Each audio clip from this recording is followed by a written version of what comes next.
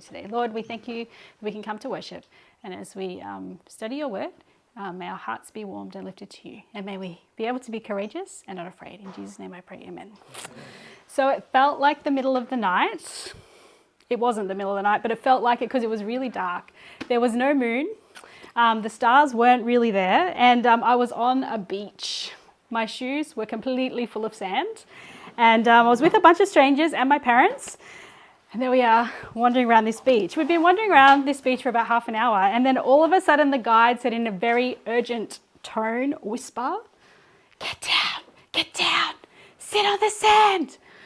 And so we all looked at each other, and we all paused, and then we all slowly sunk to the sand. And as we sunk to the sand, I looked out facing the ocean, and it was like two huge rocks, maybe this high, appeared. Right? And like I couldn't really see it that well, to be honest, because it was dark. So it was really a silhouette of rocks, these two big silhouette of rocks, one over here, one over there. And it turns out they're two female turtles, right? And they're coming up on this side, like it was just there, and one this side, just over there. Two female turtles coming up the beach. They go right past us, very slowly, as the silhouette goes past, because they're going up on the beach to find a spot to lay their eggs. And so we can follow them behind. So they go past and then we start to follow them. We have to be quiet until she finds a spot. We focused on one, not the other. We focus on one and she starts to dig her hole. And I don't know if you've ever watched a female turtle dig her hole. It is amazing. It's one of the most amazing engineering feats that God has ever created. It was incredible how her back legs went in, scooping the sand, scooping the sand, scooping the sand. By this point, she is not disturbable, right? She's not disturbable. So we can have lights, we can surround her as a big group, and we can watch her continue to dig her hole, and then we can watch her start to lay her eggs. And so she's doing it, and she lays her eggs. And while she's laying her eggs, the vet comes to measure her, weigh her, see that she's healthy. And then she starts to fill her hole with sand. She starts to fill her hole with sand. And then she goes and she just does this whole thing where she just like sprinkles sand everywhere. Like she puts sand over here and over there and over there, spreads it all around and goes in funny shapes, trying to hide where she put her hole of eggs, trying to make it really difficult for anyone to find the exact location. And then she turns and she heads back to the ocean to keep living her life. It was incredible. You know, that same night, the next group over, they saw turtles hatch. And they saw the baby turtles come up out of the sand and make their way down to the ocean. Yeah, in the middle of the night, scurrying along the sand to the water, trying to survive the obstacles that nature was going to throw their way. In my life at the moment, I'm learning about behavior, something I'm studying, and specifically things around instincts.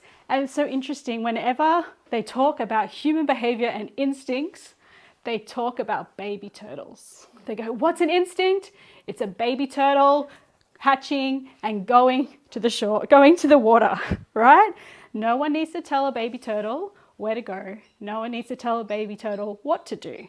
A baby turtle just knows instinctively what to do to head to the water. They even know the direction that the water is in. And as I keep delving into these basics of human behavior, we think about some of the most basic. Could be a reflex, could be an instinct, depending on who you talk to, but the one about fleeing, freezing, or fighting. Yeah, we've all heard about this. And you know you've been in these uncomfortable situations. You know, what do? Do you flee? Do you stay and confront the situation? Or do you freeze? Not quite knowing what to do.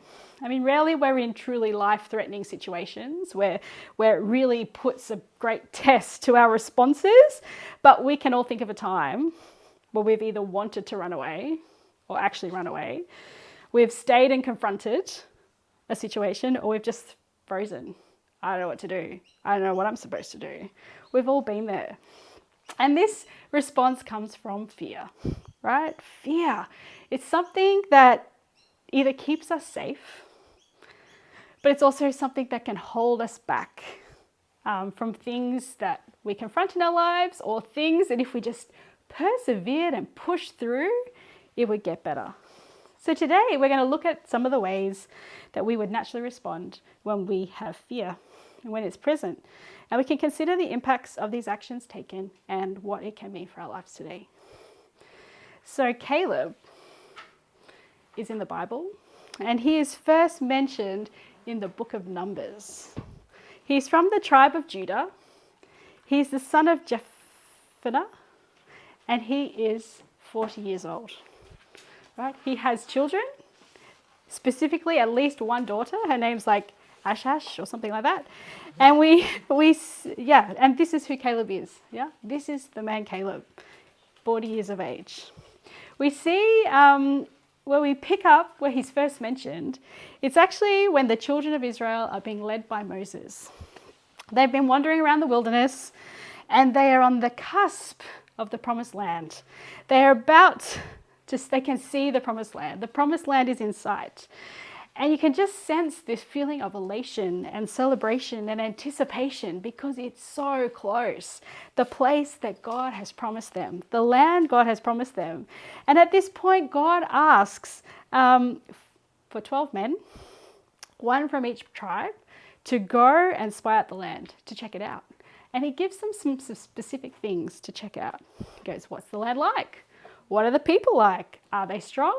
Are they weak? Is the land, is the soil, is it rich and fertile or is it poor? Do they live in strong cities that have lots of walls in the rocks, or are they sort of living in tents on the plains? And lastly, bring back some fruit. Yeah, bring back some fruit. So the 12 men go, one of which is Caleb, because he's from the tribe of Judah. They do as they're commanded. They're away about 40 days, and they come back with grapes and pomegranates and figs. And the children of Israel, they welcome back these 12 men with jubilation, great joy, like they've been on this great quest because they want to hear the report, right? They want to hear the report. And so we're going to pick up the story in Numbers chapter 13, verse 27. So Numbers chapter 13, verse 27.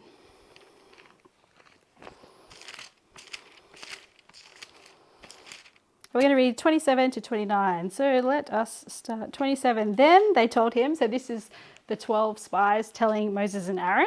They said, we went to the land where you sent us. It truly flows with milk and honey, and this is the fruit. Nevertheless, the people who dwell in the land are strong. The cities are fortified and very large. Moreover, we saw the descendants of Anak there. The Amalekites dwell in the land of the south, the Hittites, the Jebusites, and the Amorites dwell in the mountains, and the Canaanites dwell by the sea and along the banks of the Jordan. Wow, it's one of those good news, bad news kind of things with that big nevertheless in the middle, right? So we break down the good news. It is everything that God promised it would be. It is a land flowing with milk and honey. This means the grass is green. The cows, the goats, the sheep eat the grass and produce dairy. They produce milk that can be produced into other goods, right? It's in abundance. There is honey. This means that there is an abundance of plants with flowers, right? The land is fertile. Yeah, and everything and every plant is producing what it's supposed to produce, be it flowers or fruit or vegetables. Everything's being produced, meaning the bees are busy at work producing honey. Yeah, what a great report. Yeah, and fruit. They bring back fruit, right? It tells us a few verses before that they bring back figs, pomegranates, and grapes. They tell us even that the grapes are so big that one bunch of grapes, 2 men need to carry. And I always have visions of 2 men with a pole with a bunch of grapes on it. Like that's what I see in my head. So huge, so big, so abundant. Like what a wonderful report of the state of the land. But then comes the nevertheless, the less like good news. The people are strong. The cities are fortified. There's lots of people, different types of people we haven't got on with in the past. It looks a bit challenging. It feels a bit dangerous. The people are super strong. And you can sense a bit of a change in the mood here. You can sense that maybe it's a bit overwhelming. We start to see this first thing like, oh, maybe there's something to fear here. Maybe there's something to fear. And yet Caleb speaks up, right? In verse 30, he speaks up. He says, "Then Caleb quietened the people before Moses and said, 'Let us go up at once and take possession, for we are well able to overcome it.'" What does he say? We should go ahead. We are well able to overcome this land. Caleb is some kind of a leader. He's the leader of the tribe, like the trusted one in the tribe of Judah. And when he speaks, the people are quiet. And his response to the fear, the sense of fear, is we can push through it. We can get through it. We can get to the other side. So why can he have this confidence to push through? Why can he do that?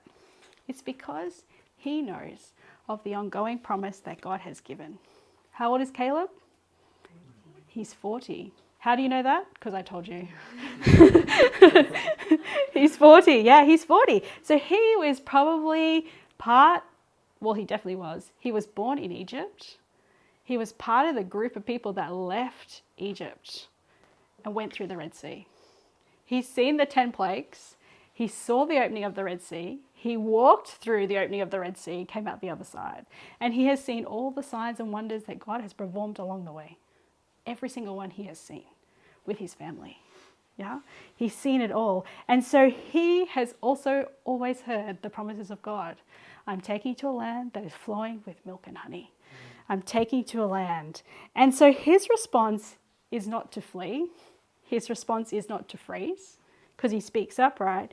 He is ready to fight. He is ready to go forward as God has promised them this land. God has asked them to go and look at the land and spy the land. And he now believes that as God has promised he will do. So instead of freezing, fleeing, or fighting, his response to this fear is not a fearful response, but it's a response of faith. The response of faith. And this response of faith stirs up all of the people, and they turn into a stronger flee response. They just want to depart and go away. Their flee response gets stronger and stronger, with the other 10 spies saying words like, "We will be devoured. They are giants." And the people are so scared and so frightened that they cry. The word actually that's used is they will weep. They start to weep, and then they start to complain. Let's read Numbers 14, verse 2 to 4. Then all the children of Israel complained against Moses and Aaron, and the whole congregation said to them, "If only we had died in the land of Egypt, or if only we had died in the wilderness. Why has God brought us to this land to fall by the sword, that our wives and children should become victims? Would it not be better for us to return to Egypt?" So they said to one another, "Let us select a leader. Let's go back to Egypt." They just want to get out of there. It's so strong now. The instinct is we just flee. Because they stop and they mention the places they've been before. The wilderness and Egypt. Do you remember what it was like for the Israelites in Egypt? They were slaves. They were making bricks out of mud and straw. They were building all the major buildings and infrastructure in the Egyptian kingdom. And they were working hard. They had no freedom. Yet here they're commenting that maybe it wasn't so bad. Yeah? And what about dying in the wilderness? I'm not really sure how long they've been in the wilderness, but here they're implying that dying in the wilderness is surely better than trying to attack some giants or being devoured by giants. The fear, this desire to flee, to escape, and to not persevere, this to recoil back to what is familiar, even if it is awful, is really evident here. And we've all been there, right? Some unknown thing comes up and we're like, okay, maybe it wasn't so bad where I was before. You know, maybe my last partner wasn't so bad. Maybe my last job, maybe it wasn't so bad. Maybe where I used to live, maybe it wasn't so bad. You know, there's mold and things going everywhere, but maybe it wasn't so bad. Things that when I reflect on, when I'm approached with a new situation, maybe what I had wasn't so bad. And there's this strong desire to flee back to what is familiar, what is comfortable, even if it's not ideal, or in hindsight, maybe it was only a minor inconvenience. And this is what the children of Israel are doing. They're reflecting back on like, maybe it's not so bad. So here is a leader doing what God has asked, Caleb. The people revolt, complain, and turn away. So the natural response for Moses and Aaron, Caleb and Joshua, we'll read about him in a second, is that they all fall before God and they tear their clothes in humility. But it doesn't help. They speak words of faith to try to overcome the fear, but the result is that the people just want to destroy them. It tells us that in Numbers 14, verses 7 to 10. Let's read that. And they spoke to all the congregation of the children of Israel, saying, this is Joshua and Caleb, the land we passed through to spy out is an exceedingly good land. We already know that. We know the land is good. We know it's fertile. We know it's like producing well. Verse 8, if the Lord delights in us, then he will bring us into this land and give it to us, a land which flows with milk and honey.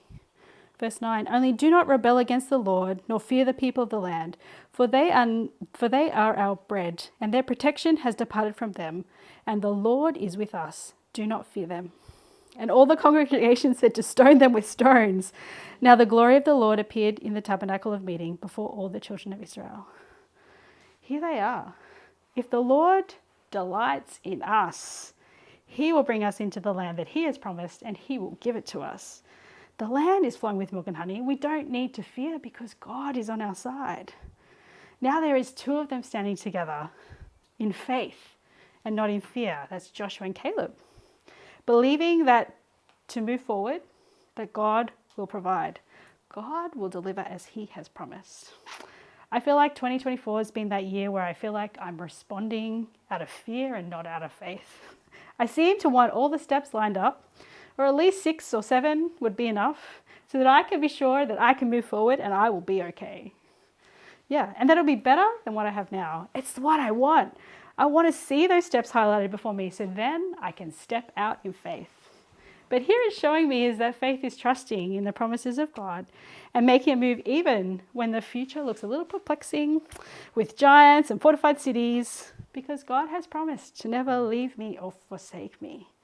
And here God has promised that the land is flowing with milk and honey.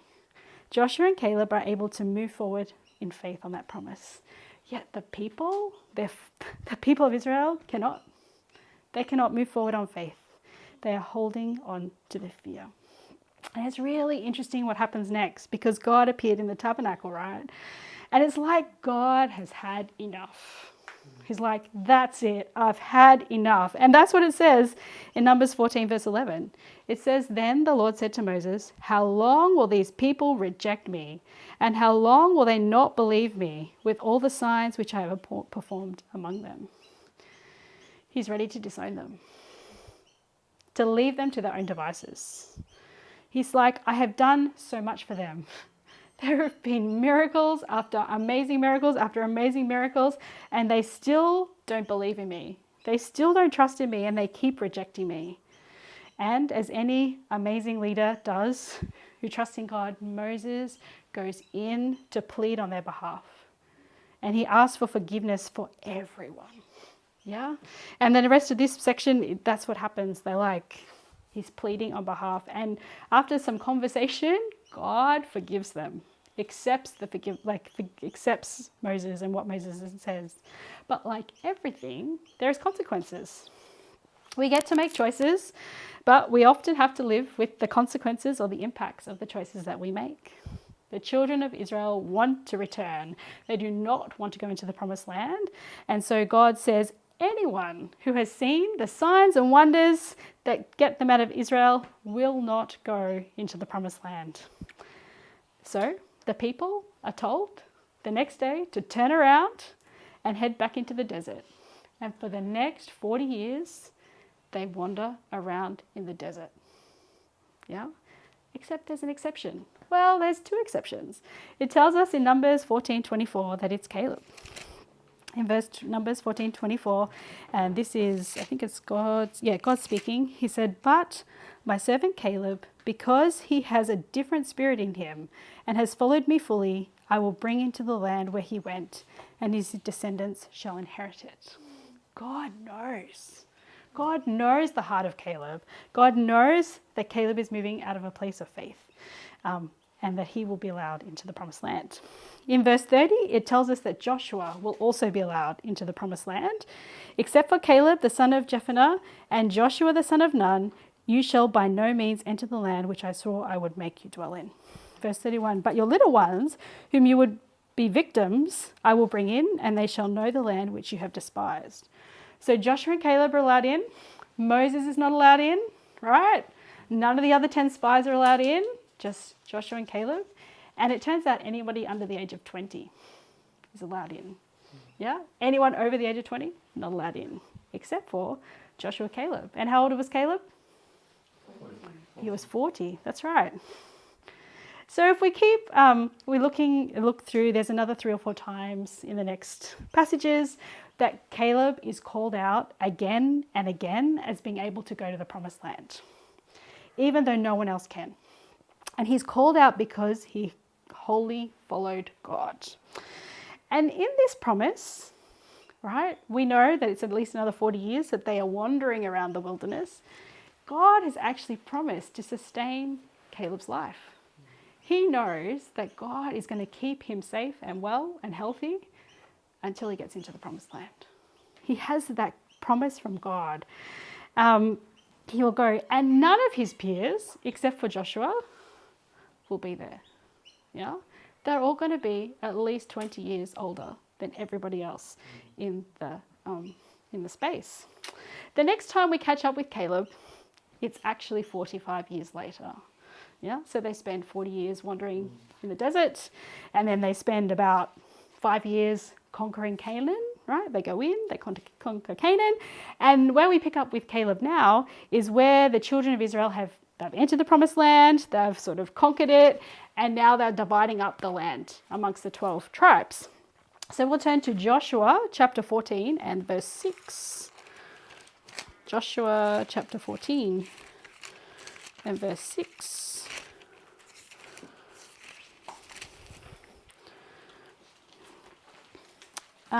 And there's a whole section here that talks about what happens to Caleb, and it's a little bit long, but I'm going to read it from verse 6 to verse 15, because it just fits the context. "Then the children of Judah came to Joshua in Gilgal, and Caleb the son of Jephunneh the Kenizzite said to him, 'You know the word which the Lord said to Moses, the man of God, concerning you and me in Kadesh Barnea. I was 40 years old.'" See, 40 years old. "When Moses, the servant of the Lord, sent me from Kadesh Barnea to spy out the land, and I brought back word to him as it was in my heart." Verse 8, "Nevertheless, my brethren who went out with me made the heart of the people melt, but I wholly followed the Lord my God. So Moses swore on that day, saying, 'Surely the land where your foot has trodden shall be your inheritance and your children's forever, because you have wholly followed the Lord my God.'" Verse 10, "And now behold, the Lord has kept me alive." God promised he'd keep him alive, as he said, "these 45 years, ever since the Lord spoke this word to Moses, while Israel wandered in the wilderness. And now here I am this day, 85 years old."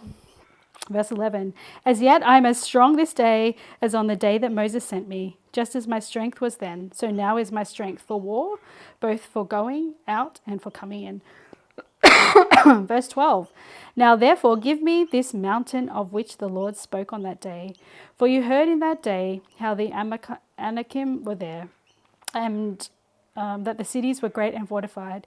It may be that the Lord will be with me, and I shall be able to drive them out, as the Lord has said."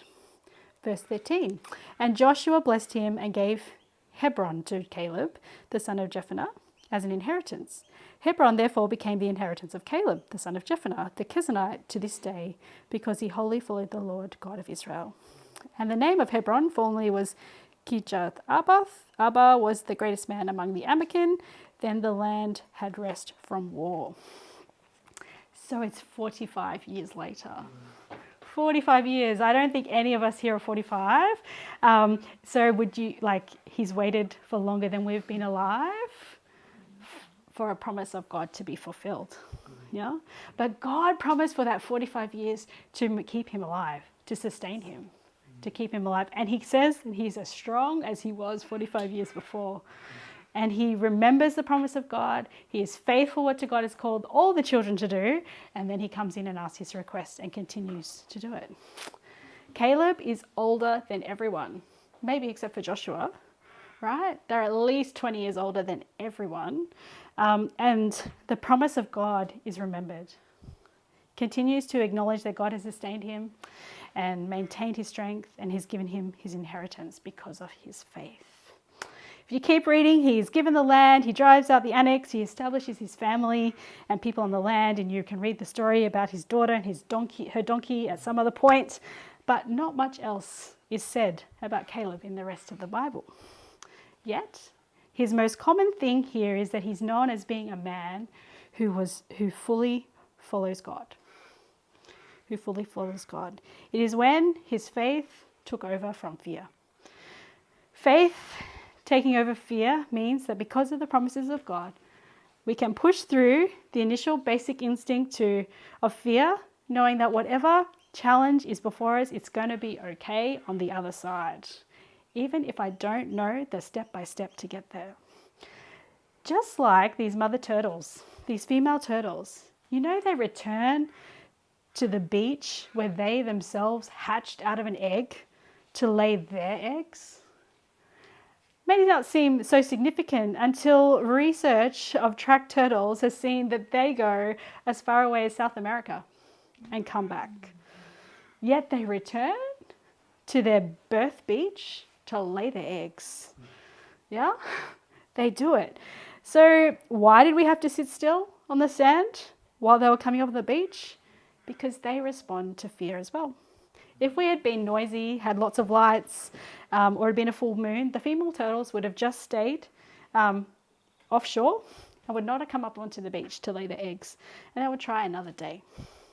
The call for us to sit on the sand was to create a safe space so the female could come up safely onto the beach. But once she was halfway up the beach, her focus changed and she was not able to be distracted anymore. She goes to lay her eggs, doing everything within her power to make sure the eggs are safe, that they are above the high tide line. That's why they go up so far. The hole is deep enough so that the eggs won't get washed away if it's a super high tide, and also spreading the sand everywhere to be safe from any wild animals that come. Making it hard to find the exact point that the eggs are laid. And we live in a world where there's these basic fears. We all have fears. Am I safe? Am I loved? Am I successful? Am I secure?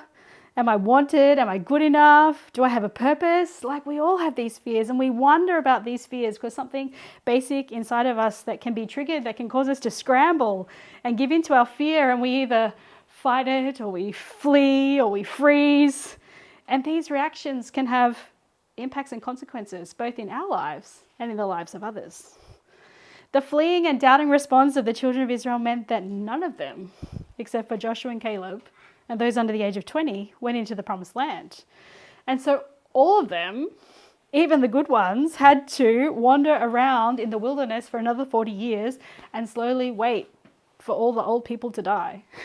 Yeah, once again, showing that there's consequences and impacts for our choices. Yet the scripture reading from today, in Isaiah 41 verse 10, tells us this is a promise from God that can help. Isaiah 41:10.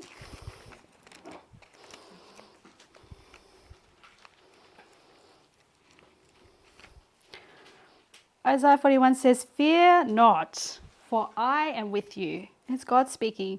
"Be not dismayed, for I am your God. I will strengthen you. Yes, I will help you. I will uphold you with my righteous right hand." The promise from God is to not fear, because he will strengthen us. I was recently in the mountains in Timor-Leste, and it was raining. The grass was green, full of prickles. The ground is slick, and we need to walk down a hill to see a garden. It's muddy, right? And as I'm walking down, all of a sudden, whoosh, I start to slip, right? And all I can see is like, it's muddy. And my right hand goes down to stop me from slipping. And just as I slip, my right arm is grabbed, it's held up, and my butt does not hit the mud.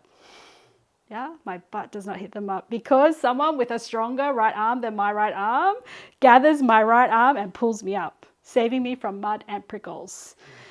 And when I see that and I hear this thing about God upholding me with his righteous right arm, his arm is stronger, even stronger than that person that grabbed me to avoid mud and prickles, to help and to hold me up. And this is not the only verse about not fearing. Yeah, there's so many more. You know, like Moses doesn't go into the promised land, and yet Joshua takes over the leadership, and then Moses doesn't, and all of a sudden he has to lead the children of Israel into promised land. The future is uncertain. He knows they're going to face giants and strong people and places, you know, towns in big fortified cities. Yet God promises Joshua things as well. If we look in Joshua chapter 1, verses 6 to 9.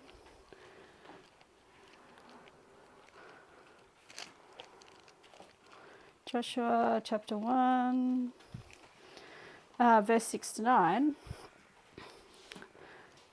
Let's look for the repeating words in here. It says, "Be strong and of good courage, for to this people you shall divide as an inheritance the land which I swore to your fathers to give them. Only be strong and very courageous, that you may observe to do according to all the law which Moses my servant commanded you. Do not turn from it to your right hand or to the left, that you may prosper wherever you go.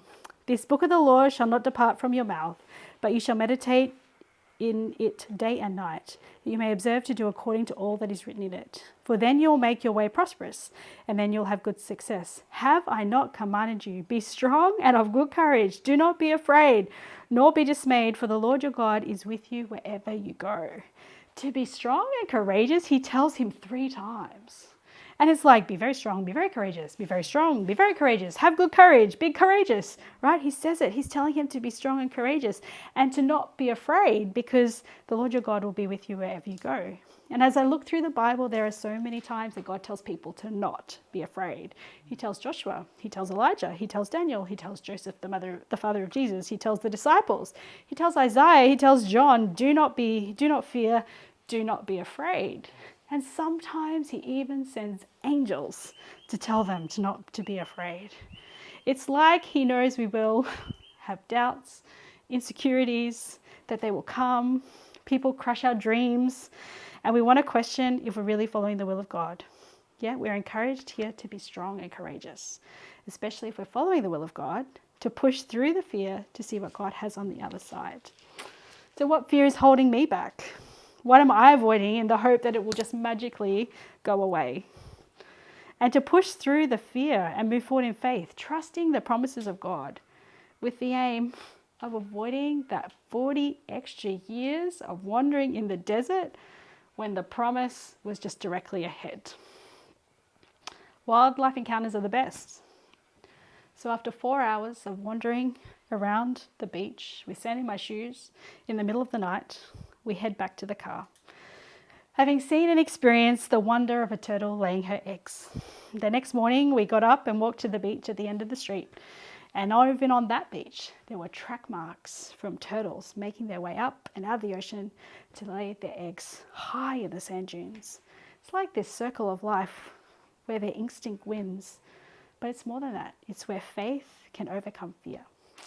Knowing that the way God has promised and designed is actually easier than trusting the results up to him. Knowing that anywhere with Jesus that we can safely go.